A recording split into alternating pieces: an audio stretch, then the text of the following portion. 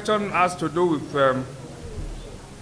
why didn't the party allow positions to be zoned, and then you leave that to the zones to decide who they want. Well, that's also an option. There is something that says that has to be what should happen. It's one of the several options. And you would also know that before you arrive at an individual, you must have considered what zone it comes from. So the party, in its own judgment, believe we would not only zone, we will go as far as identifying who from a particular zone is fit and proper as the Senate President. And you should know that from every zone of this country, we have ranking members in the National Assembly who are all qualified, eminently qualified to be Senate President. But there's only one vacancy to be filled. You can't have two Senate Presidents. So in this case, considering other factors, the party, and when I say the party, I'm not just referring to NWC, because there was a wide consultation across the country, the party leaders, governors, and Mr. President. So this is not just something coming from the chairman, Adam Oshomole, or NWC. It's the position of the ruling party. So the idea of taking the thing to the zone is an option, which we have also considered before now arriving at a particular individual from the Northeast. It was only after we have zoned that position to the Northeast. Now, to the second question, the suspension of Marafa by Zamfara APC. It's within the power of the party executive at the ward level, if they have good reason to initiate punitive measure against a member that they consider to have flouted the rules of the party.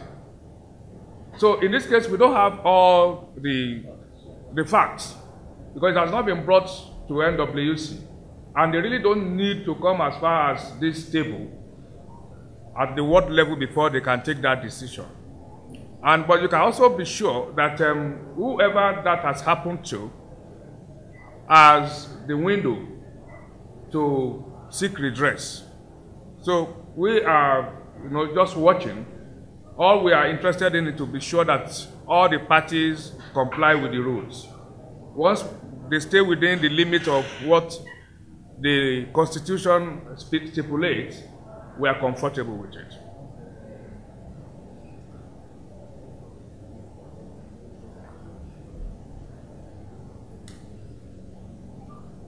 And the question regarding the statement made by the national chairman that APC will dominate all the positions in the National Assembly. It was not a threat. That is democracy. Let me explain clearly, because I have listened to PDP react to this, and in their usual style, they exhibited gross ignorance. What we practice in Nigeria is called the presidential system of government. And in a presidential system of government, it is winners take all. Once you win, you take whatever you want. There's no room for power sharing. You don't need it, because we don't need them to run this government. We have enough number to run this government. And in any case, when we were campaigning, we never told Nigerians that we were going to share power with any other party. We told them, please entrust power on us fully. And as we have seen that in the last 4 years, we have made good use of it. We would even make better use of it in the next 4 years. And Nigerians have graciously assented to that. It would be a betrayal of that trust to go ahead and start sharing power with a party, particularly the PDP, that has been rejected by Nigerians. And let me also say clearly, I understand where that question is coming from. We are smarting from the experience of the last 4 years. Precisely what happened in 2015, when some traitors within the APC fold sold our birthright to an opposition party. And some people now consider that to be the new normal. It is not. In fact, that action was not democratic. It was treachery. And we thank God also, as this party has noted, that Nigerians punished the people that were involved. They have been rejected. Many of them are now on compulsory retirement from politics. That is the verdict of the people of this country. For those who dare compromise basic democratic principles, which says that in a presidential system of government, when you have the majority, you have the trust of the people to form a government without conceding anything to the people they have rejected. If they had wanted PDP, they would have voted for PDP. And now let me make it clear. I'm taking that along with the question that followed relating to the issue of this same power sharing at the, in the National Assembly. There is nothing as such. If you know, or just take a cue from what happened in advanced democracies, we pattern our presidential system of government after the United States of America. When last did you see them go to the floor to elect Senate presidents? In their own case, the Speaker. Any party that has the majority automatically has the Speaker. If you remember, Pelosi was the Speaker of the United States House of Representatives. Immediately the Republicans got majority, she became the minority leader.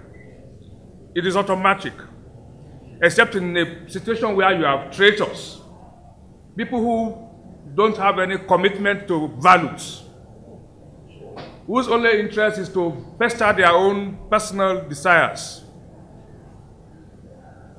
She reverted and became the minority leader of the House of Representatives.